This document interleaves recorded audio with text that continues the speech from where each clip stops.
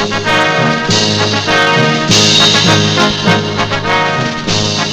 1977, Elizabeth II, Queen of the United Kingdom of Great Britain and Northern Ireland, celebrated her silver jubilee.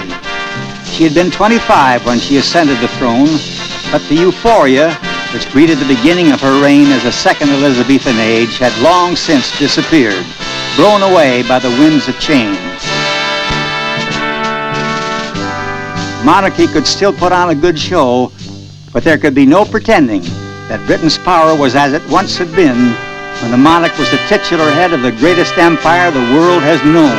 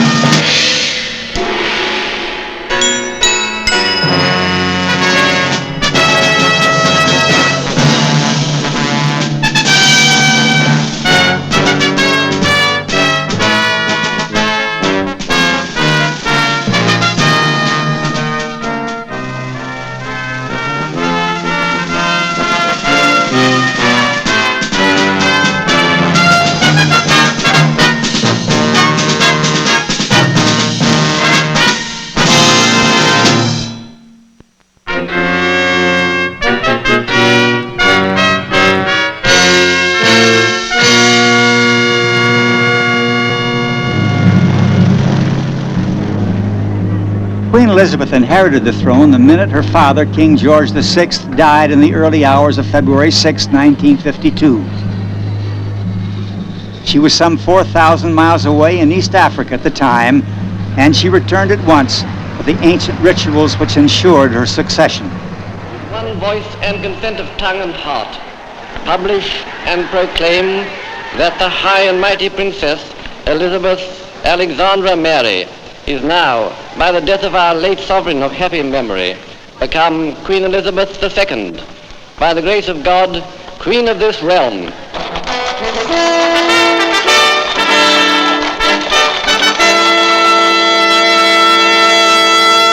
God save the Queen.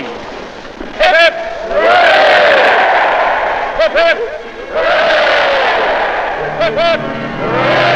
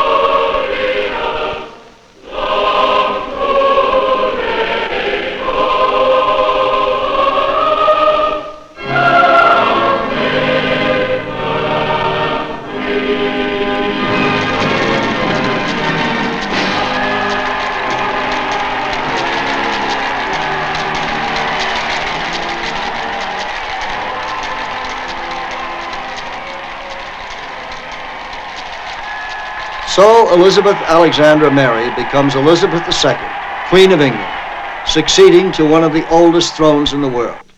A monarchy that has withstood the buffets of time, for which great battles have been fought, great men and women contended. She has one unique advantage over her father. Although she never sought the job, she has been trained for it, as few people have been in this century. And now she succeeds not only to the facade of power, but to a unique position within the British Constitution, which could be summed up in the words, "The Queen in Parliament is supreme."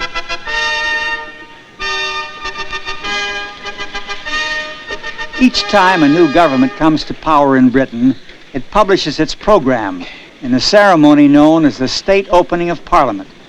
Wearing the imperial state crown, the monarch goes to Westminster to express through her own person the concept of parliamentary sovereignty, which is Britain's form of constitutional monarchy. State opening of Parliament really symbolizes the ancient union between the monarch and Parliament, in which at one time the monarch was the dominant power, but which now, of course, is very much the opposite. Parliament is the dominant power. My lords, pray be seated. The Queen and her consort, Prince Philip, take their place in the chamber of the House of Lords. Here they wait for the elected representatives of the people, the members of the House of Commons, who are formally summoned by the gentleman usher of the Black Rod. As Black Rod approaches, the doors of the chamber are closed against him.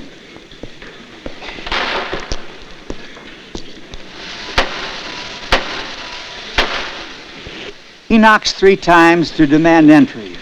This is a reassertion of the freedom of the Commons, which originated after Charles I tried to arrest some of the members. Advancing to the bar of the House, he bows 3 times. Mr. Speaker, the Queen commands this honourable House to attend Her Majesty immediately in the House of Peers. These ancient symbols and old offices seem to me to represent the continuity, not only of the Crown, but of British government. And we must reckon that this is something worthwhile.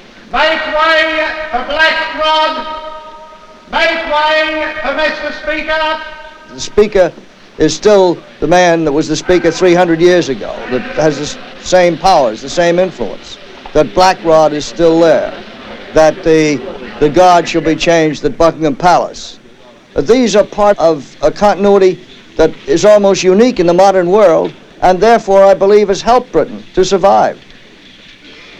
My lords and members of the House of Commons, my government will give their full support. The speech from the throne, as it is called, has been written by the Prime Minister of the day.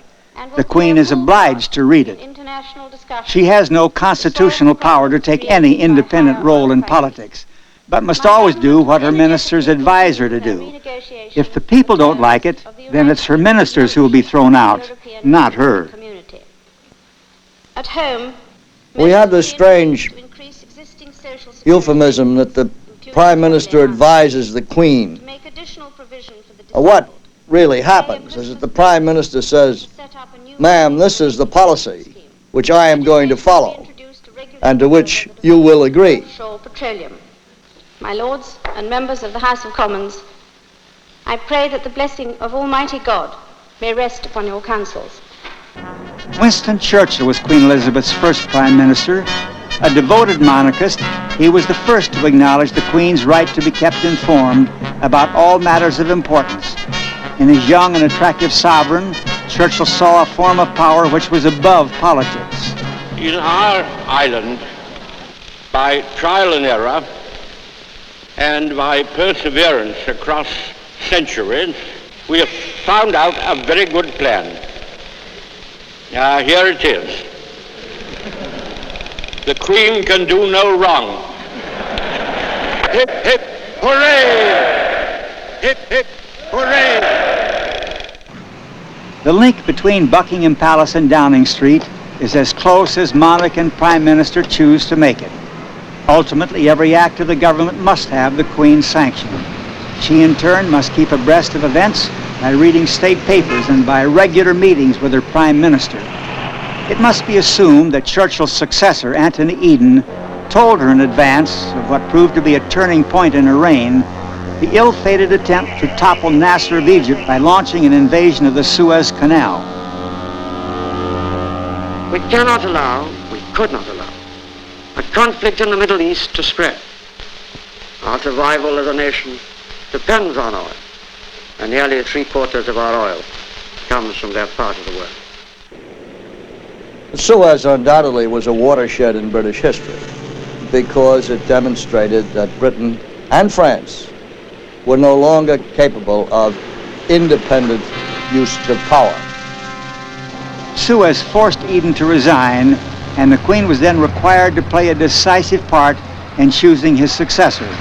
The situation was controversial, as it seemed to involve the crown in Protestant politics.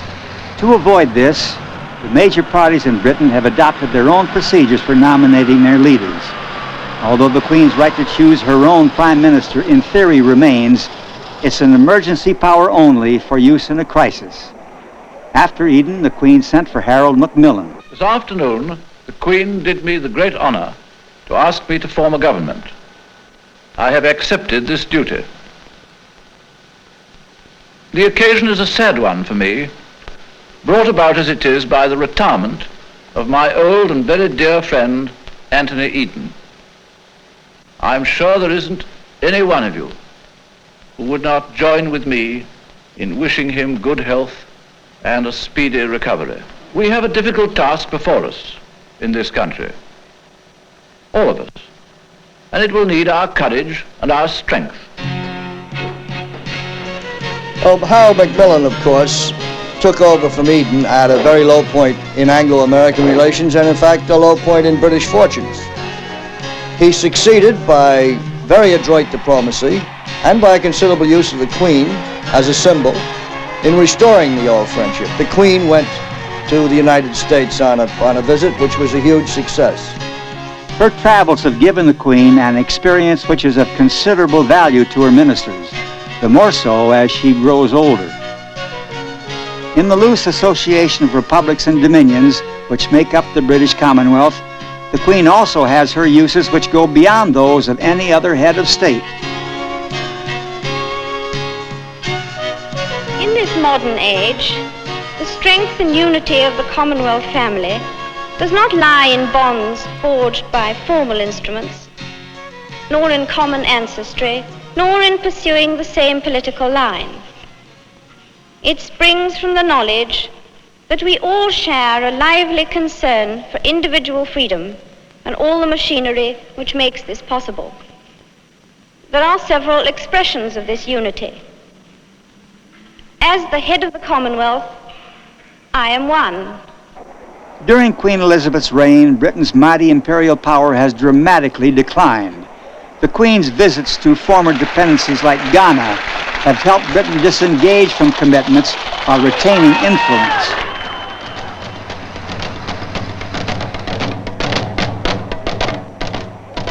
This being from as far as the Ghanaians are concerned, out of space, comes there, adorned in the court dresses and the crown. They'd never seen anything like that before. They loved it. And the visit was a huge success. They showered her with adulation.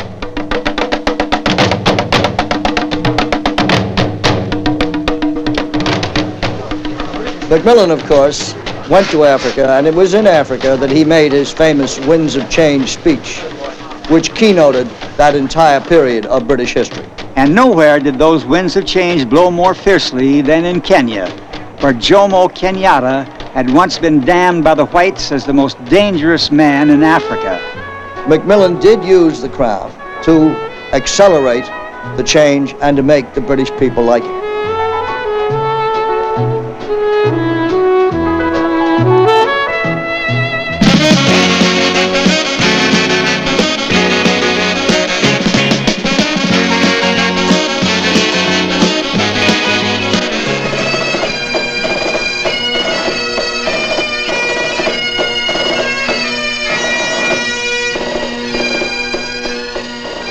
And so we see the Union Jack being lowered from flagstaffs halfway across the world.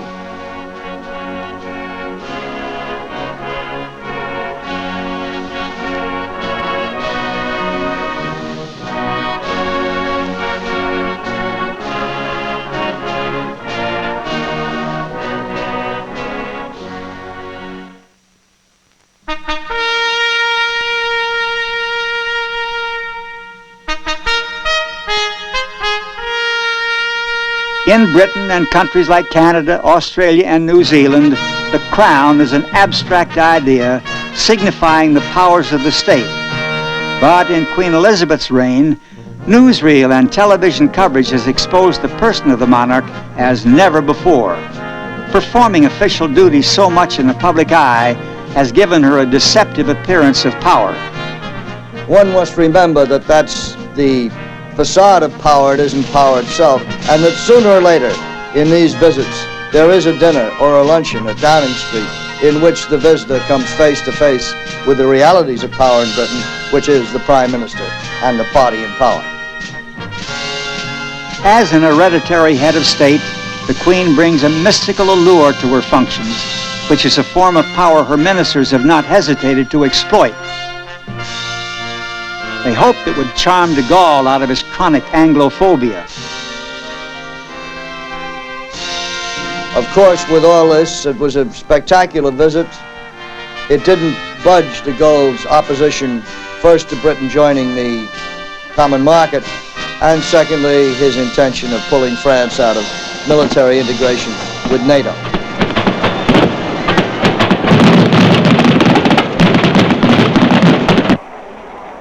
It was not until after de Gaulle's death that Britain's entry into the common market was finally secured by another Prime Minister, Edward Heath, as a logical end to the winds of change which had blown away Britain's empire.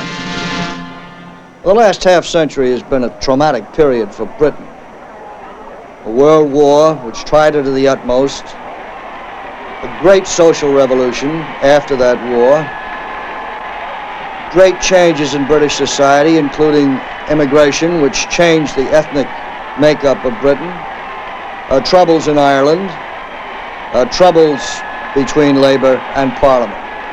Now, she has managed to withstand these, and it's possible, in fact, I think highly probable, the reason she has is that there's been a focus for loyalty above politics, the focus being the crown.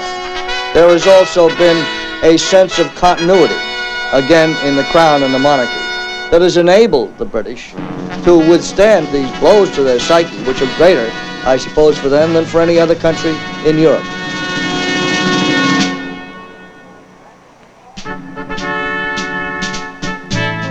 During the Queen's reign, the face of Britain's governing classes, sometimes called the establishment, has also changed.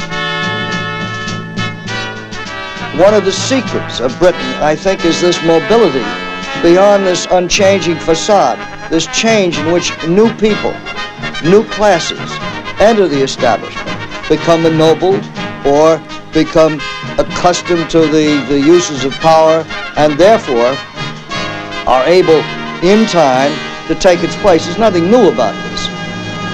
What was new, however, was that in 1979, Britain became the first country in Europe to have a woman as Prime Minister.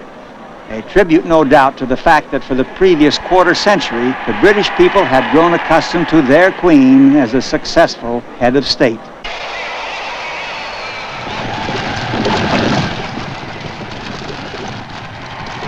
Ask if the garden parties, those are expected. It's the less advertised contacts with the people that I think count the most. However, she or the people around her who manage the monarchy are smart enough to know that you can't do this too often. You don't let the light in too often, or you lose the mystique.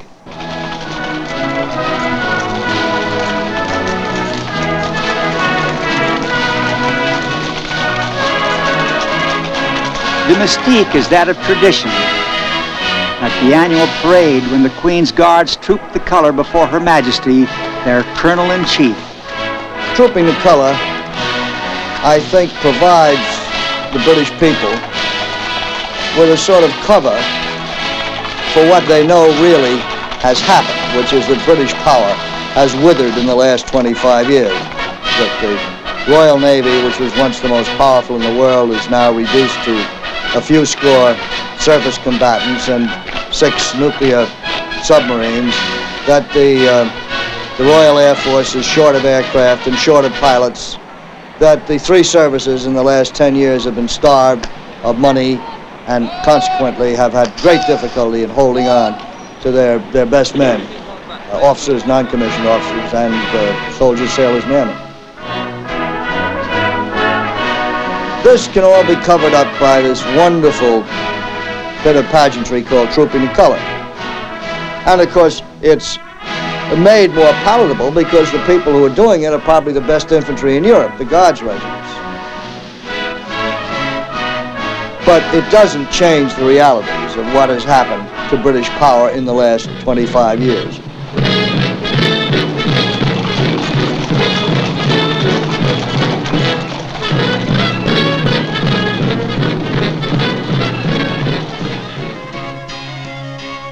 When we look at the Queen, we always have to distinguish between the lay figure in her robes and crown and the woman beneath.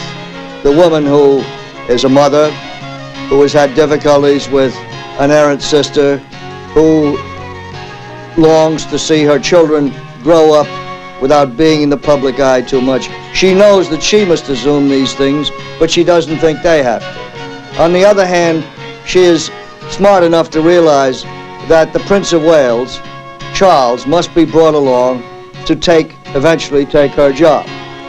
All she can do is to see that Charles is Prince of Wales, to show him how she does her job, and hope that in time he will do it as well. It will be difficult to do it any better.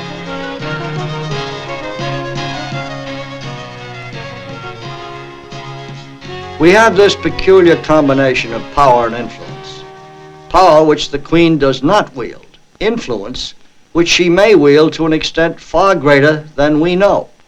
That influence comes from the coupling of experience over 25 years with her prime ministers by a woman of considerable intelligence and a retentive memory. Who can tell today how much the advice that she may give out of her past experience weighs with her present ministers?